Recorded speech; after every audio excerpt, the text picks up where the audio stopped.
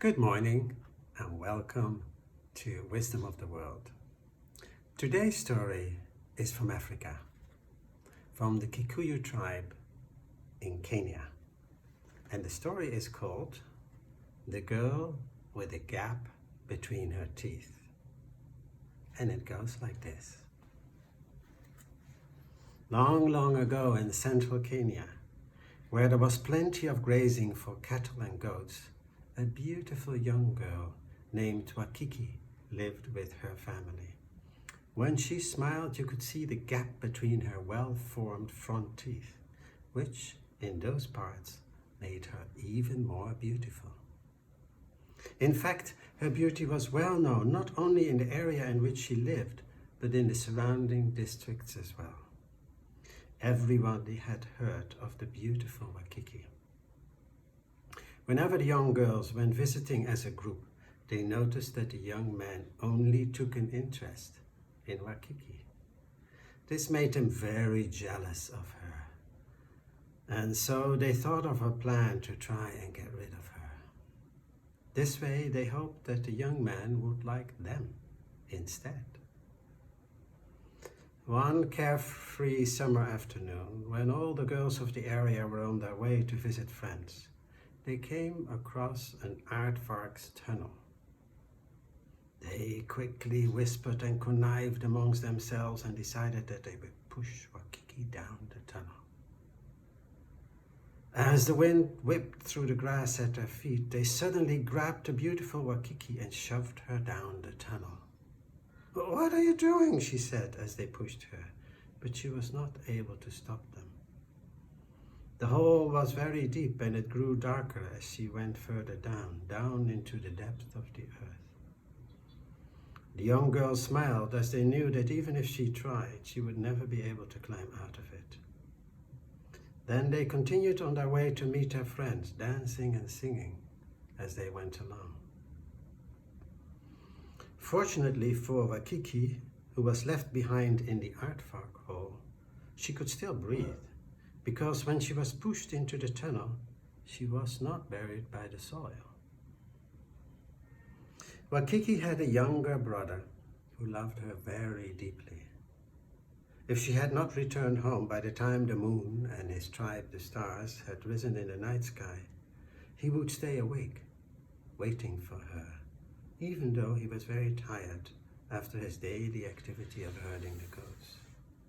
He even had a special song that he sang to his sister. When she did not return home that night, the young boy was tearful and very worried about her safety. The next morning when he went out with his goats, he searched everywhere for her. As his energetic brown and white goats tugged at the coarse clumps of grass around him and then wandered off, he kept singing his special song for her. "Wakiki, Wakiki, you with the gap between your teeth, you are so beautiful. Wakiki, Wakiki, you with the gap between your teeth, you are so beautiful." The wind caught his song and carried it over the hills, and as people knew that the young boy always sang for his sister, they didn't pay much attention to him as he continued to sing and to sing the song, never giving up. Even the goats that wandered off to the rocky outcrop nearby took no notice of his song. As he sat, gazing out over the hillside, the young boy did not suspect that Wakiki was nearby. The girls knew, but they carried their secret with them as they traveled across the countryside. And had anyone known what they had done, they could have been accused of murder. Poor Wakiki. She had been pushed headfirst into the aardvark tunnel, and although she was still living, the girls thought that she had not survived her fall. Meanwhile, in the dark depth of the tunnel, Wakiki heard a faint sound and then she heard singing, but she thought that it came from a long distance away. The song sounded familiar, and as it became louder, she recognized the singer as her brother. "It is my brother, the one I love deeply, she said, and for the first time, hope rose within her. Wakiki was so excited that she sang the special song for her brother, and as his frisky goats frolicked around him, his sister's song reached his ears. He jumped up and he looked all around him as the singing continued.